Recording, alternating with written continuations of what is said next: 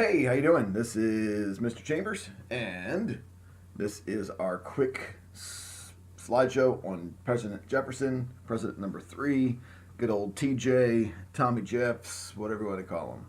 All right, and this is his actions as president and the Louisiana Purchase, all wrapped up into one. So here we go.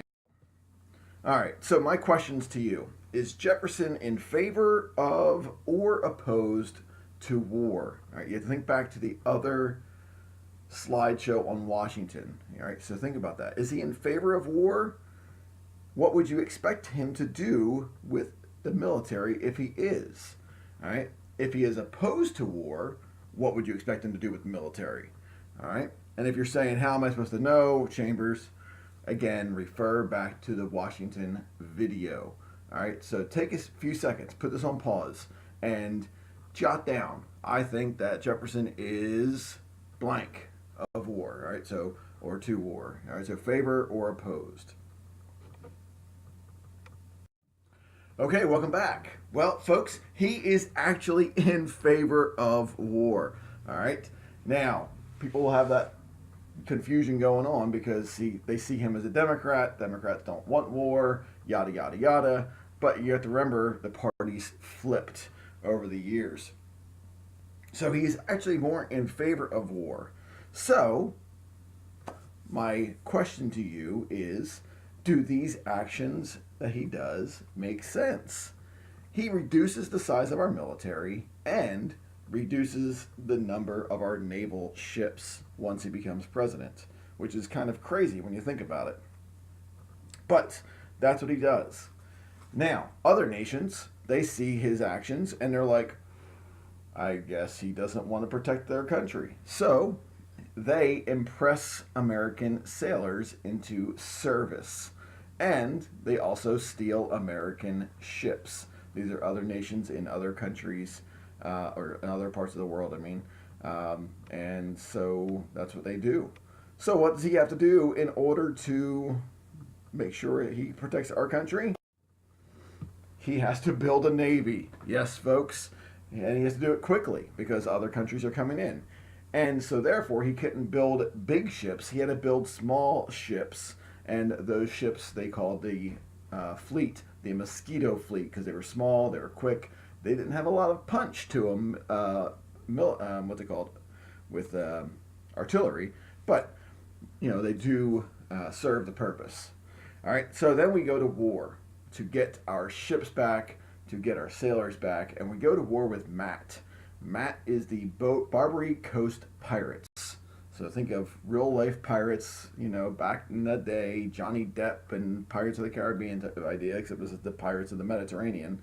And this is Morocco, Algeria, Tunisia, and Tripoli, which is modern day Libya. All right, so that's Matt. If you see each country starts with an M-A-T-T. All right, so that's Matt. Here is a map of Matt, so you know where the 4 countries are. Notice that there is Morocco. I don't know if you can see that. All right. Algeria, Tripoli, Tunisia, and things like that. All right. So again, Morocco, Algeria, Tunisia, and Tripoli. M-A-T-T. All right, and these are the 4 countries and the 4 cities: Tangier, Algiers, Tunis, and Tripoli. If you ever heard the military marine song, "From the halls of Montezuma to the shores of Tripoli," yes, it's because this is the first time that the Marines are used, folks. All right, it's the first time they are used overseas, and it's our first war on terrorism. And again, this costs America big time. Jefferson dismantled the military, and then he had to rebuild it. So that's a lot of money that we are spending. All right. Now, another problem. All right. Jefferson and France. It's our 3rd president and our 3rd problem with France. Maybe there's a problem here. All right. So the scenario: you are President Jefferson, and you have annoyed a one-time ally, France, with an unpredictable military political leader. We call him a dictator, Napoleon. And he needs some money to continue his massive war in Europe. All right. So, how would you, as President Jefferson, attempt to repair some of these wounds and prevent a future war with him? So, think of what would you do? All right. So, take a pause and think, right, and jot down your thoughts. What would you do? All right. So, here's the situation. Jefferson decides to buy New Orleans, all right, and we now call it the Louisiana Purchase.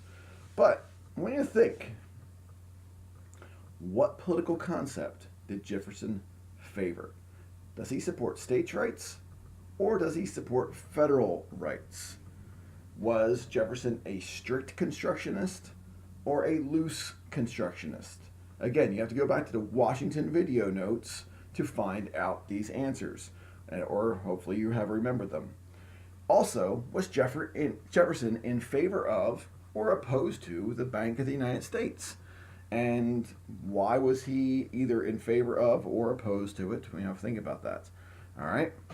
So again, pause, think, jot down the answers. Okay, so if you said that Jefferson was a states' rights kind of a guy, you are correct. Good job.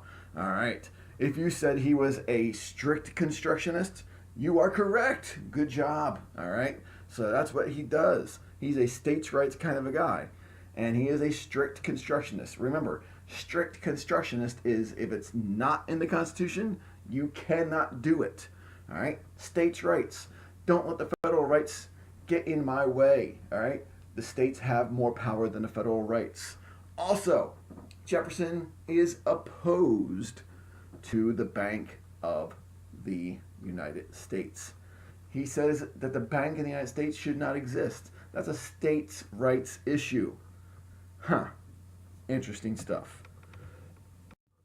Therefore, would Jefferson agree to borrowing money from the federal bank? Do you think that the Constitution doesn't allow the president to buy land? So therefore, would Jefferson support the land purchase? Makes you wonder. Let's find out. All right, so Jefferson does not agree to borrowing money from the bank at all. But he does it anyway. All right?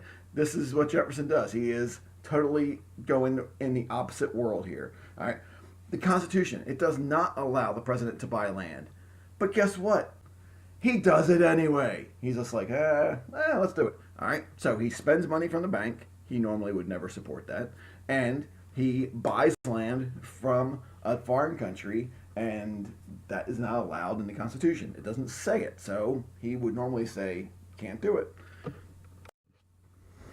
The Federalist Party, who would normally support the use of the bank and the purchase of land, their reply is, we are asked to give money of which we have too little, for land of which we already have too much. All right, so they're saying we can't even afford to buy any more land, and besides, we have too much land. All right, so this is totally, again, opposite world. Napoleon gets in on it, and remember, he wants to take over the entire world, and yet he says, I can scarcely say that I give it to them. They ask me only one town in Louisiana, which is New Orleans, but I consider the entire colony lost, or the colony entirely lost. All right? It's like everybody's going opposite of what you normally would expect of them. Louisiana Purchase, all right? It's totally different than you would ever expect. So what you expect them to do, they do the total opposite. This is called politics at its worst. All right? Federalist Party, they oppose the whole purchase because Democrat Republicans support it. That's basically about it. The Democrat Republicans, they only want to buy New Orleans.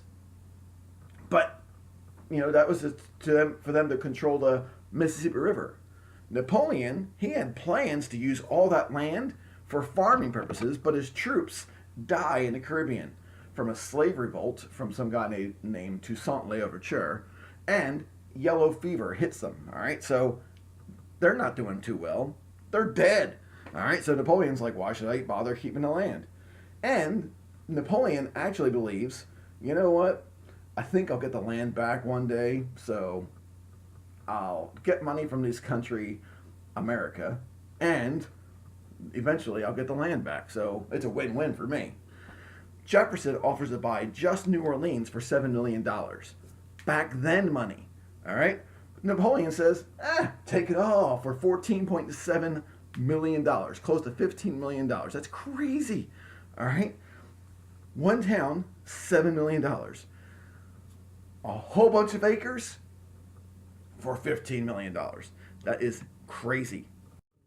So this is what he thought. All right, Napoleon, I don't know if you can see this little laser pointer, but Napoleon thought he was giving this middle pink section to America, all right, for $15 million.